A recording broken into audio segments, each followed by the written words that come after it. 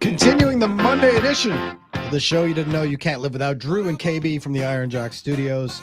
I'm back from vacation just in time for all this news. You guys had more news in the last 15 minutes than you had the whole week I was on the beach. No doubt. And we have to go to the bench, and we have to bring in our buddy Aaron Nagler of CheeseheadTV.com to help us carry the G and sort through today's events. Nags, on a scale of 1 to 10, how excited and mind blown are you? I'll go. That's a solid 8.5. I think it's a lot to digest in the course of a few hours. But man, I tell you what, these are Brian Gutekunst's Packers. There are no doubts and no questions anymore. So this whole thing about, well, we were in discussions and we kicked the tires and like we just, we do a lot of dry docking for all these years. Is that era over now? Are we done with that? Is this now a new? This isn't your grandparents' Packers anymore. I mean, it certainly is a new era, right? The fact that Kenny Clark is the lone remaining Ted Thompson draft pick on the roster after the Aaron Jones release. This is 100% Gutekunst's crew, right? I will say a lot of it makes sense intellectually, but man, I'm telling you, as a fan, as someone who's invested in these guys and what they meant to the team, what they mean to me. It's hard watching some of these guys walk away. It's a little like KB. It's Christmas morning, and before you can open your new presents, you got to get rid of some of your favorite toys. That's right. You got to give. We're not going to have any room for these. We have to donate 2 of your favorite toys. Mom! But wait, just wait. But just wait. Just wait. Wait till you open those. You can't open them now, but we're going to get rid. You got to pick 2. Yeah, you got rid of your PS3, and now we got a PS5. There we go. So. Can we just wait? Can we just rewind and just live in that hour where we thought we were having a Josh Jacobs, Aaron Jones backfield? That was amazing. I want to live there.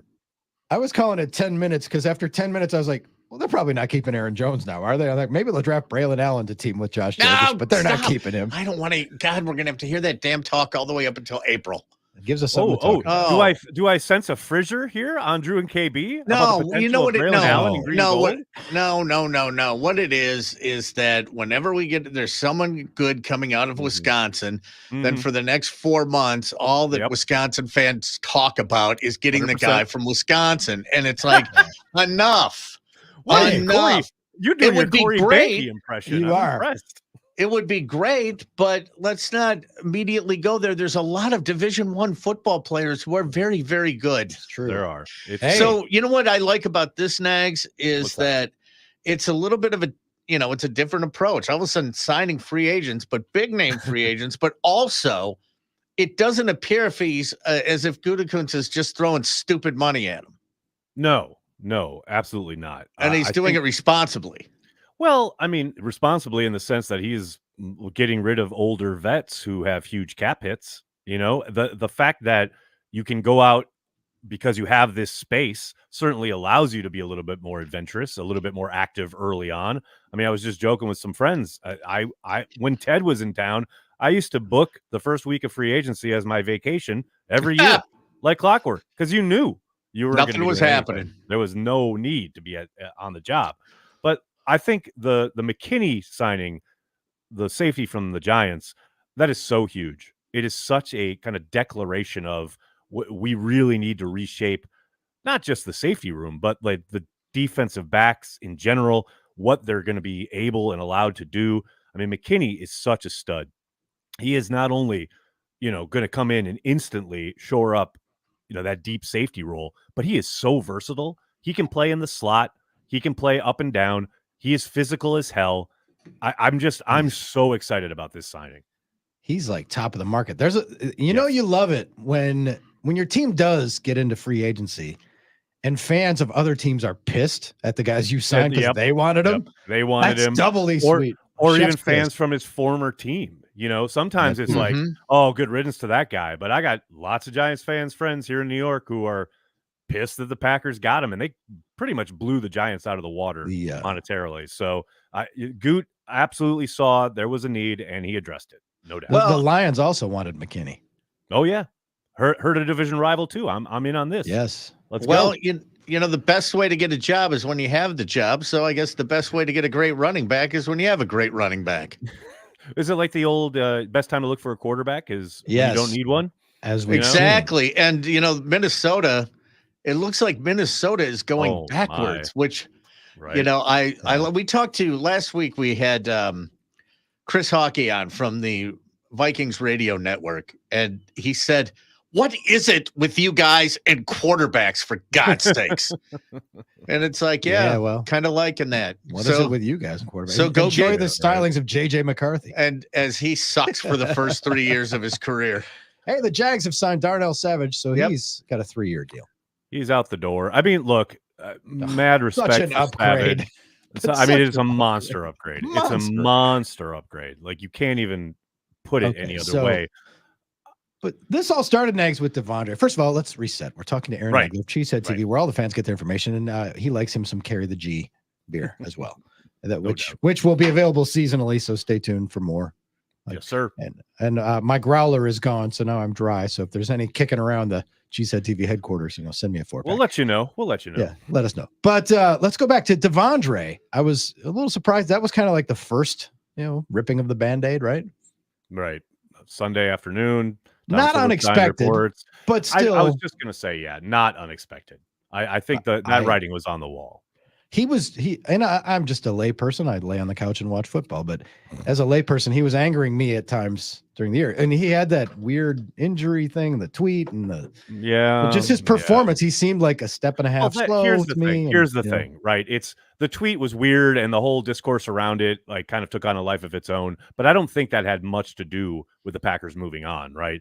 It's so very clear that age and injury has caught up to Devondre, and that's not a knock on him. I think he played through a lot. But, man, it was hard to watch at times, to your point.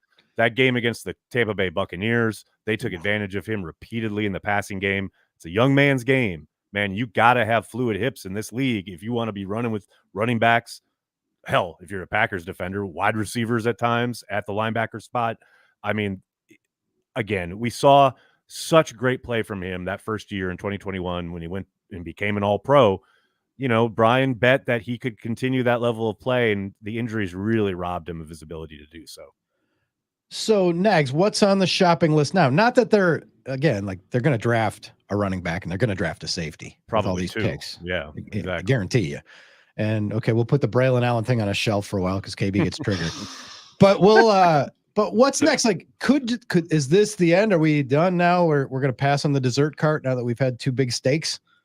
That's entirely possible. Or we could have a tweet from Ian Rappaport at 8:00 tonight that they've signed a linebacker. It's entirely possible, or at least agreed to terms here in our legal tampering window, as they say. But I think they've opened up a world of possibilities that allows them to be a bit more aggressive, probably than they have been the last few years. Don't forget, 2019, Brian really reset that roster that first day with signing, Preston and Zadarius Smith, Billy Turner, and Adrian Amos, all within a 24-hour period.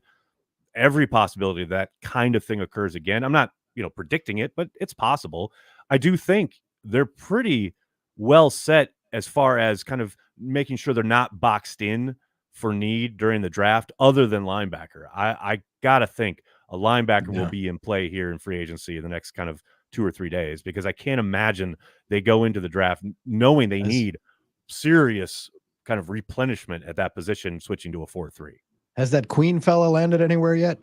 Not yet. Although I don't see him as a great fit in Green Bay, just because he's pretty similar to Quay Walker. Not exactly the same, obviously, but similar. I think they would need somebody a bit more hefty, a bit more kind of rugged inside backer type, who's going to take on kind of those inside linemen, the centers get into the second level and let Quay flow at the weak side backer spot.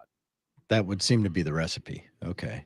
In terms of just, you mentioned it earlier, it's a gut punch. You lose 2 of your favorites, Bakhtiari and Jones. We'll start with Bach and his chugging of beers and the way, his relationship with Rodgers. The injuries aside, he had a tremendous career in Green Bay.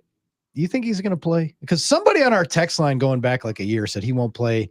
He won't play another snap for. He won't play 17 games for the rest of his career. The rest of his career, he won't play 17 more games. And they said that like a year ago. Year and a half. Yeah.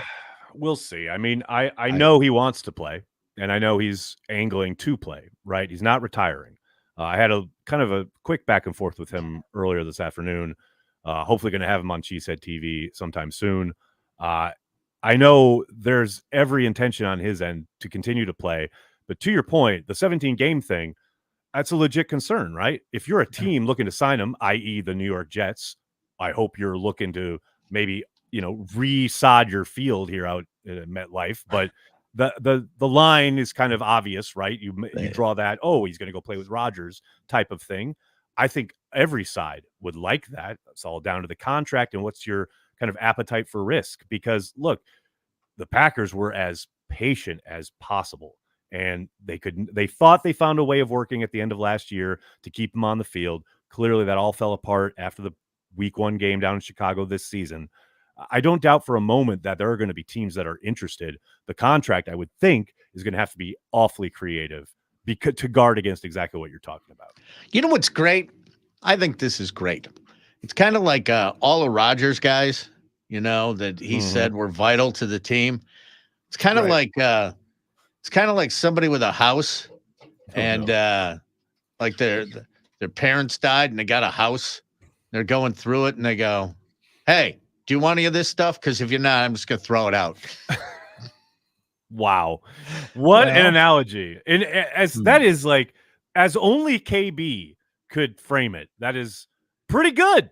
I'm not wrong. You're not wrong. Not wrong.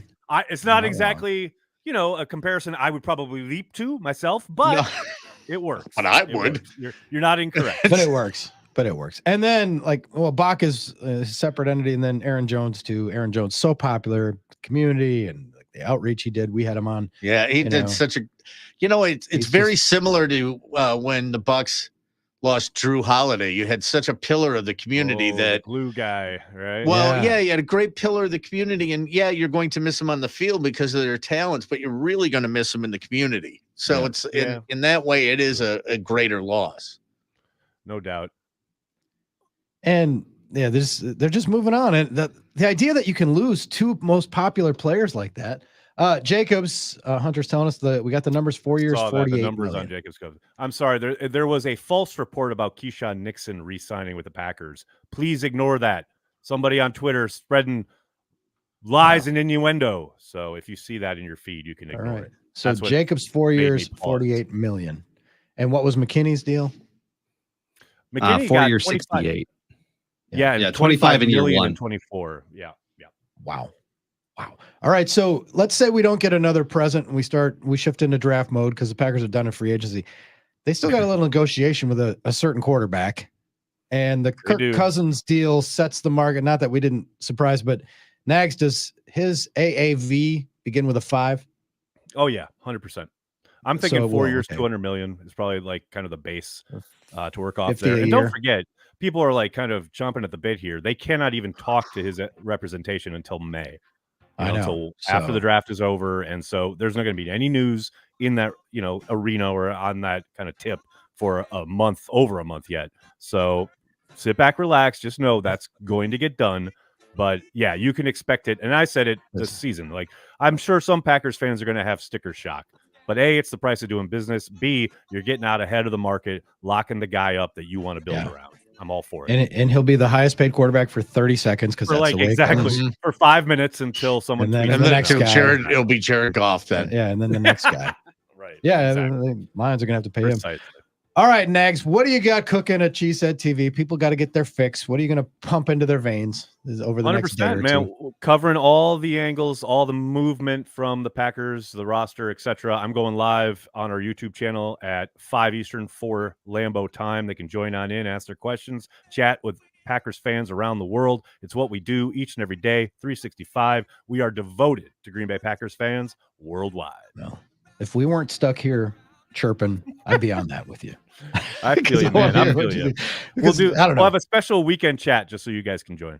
Fantastic. Nags, thanks for popping on today. Keep carrying the G. And again, like you said, it's a bittersweet thing, but man, when your team's upgrading, it's exciting. And it speaks to where they are as a franchise. You lose 2 hallmark Pro Bowl, all pro type players and you just move right on. You just like, next. You're setting up a new era of Packers football, and I'm excited for it. It's very cool. Thanks, Nags. Thanks, Nags. Thanks a lot, guys. Take it easy. Aaron Nagler, cheeseheadtv.com. We are